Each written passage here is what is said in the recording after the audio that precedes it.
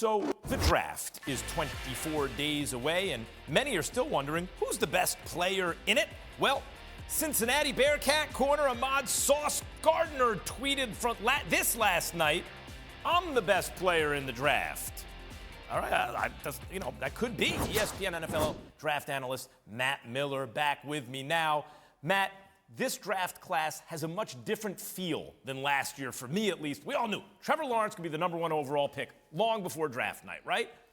But who is the best player in this one, Matt?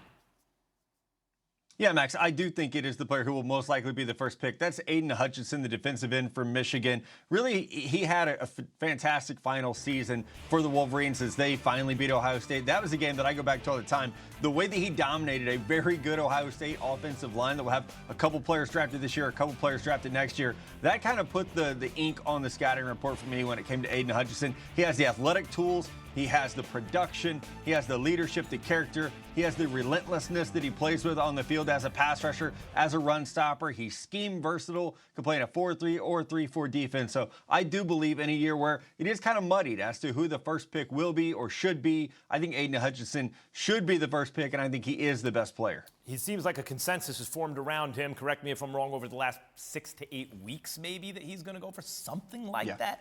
Lots of uncertainty regarding the quarterbacks in this draft class as well. When will the first quarterback come off the board, do you think, Matt?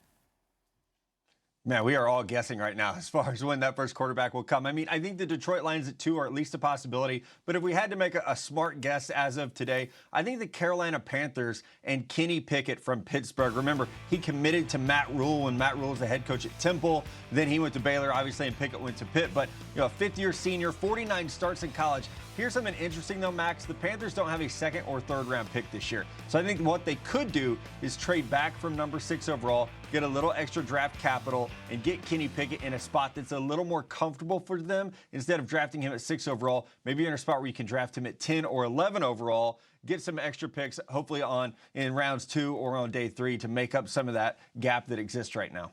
Man, the Lions just have no luck. They pick second in the draft, and they need the quarterback. And are they going to reach? I guess it would have to be from Malik Willis, right, if someone's going to go second. But on the other hand, this is considered a deep receiver draft, Matt. Who's going to be the first wideout off the board?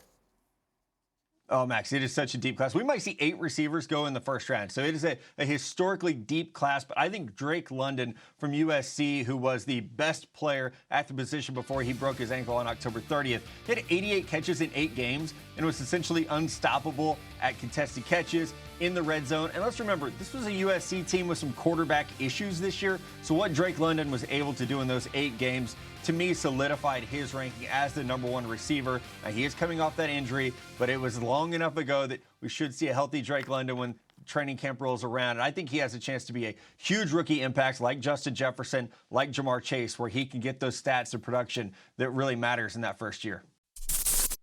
Thanks for watching ESPN on YouTube. For live streaming sports and premium content, subscribe to ESPN+.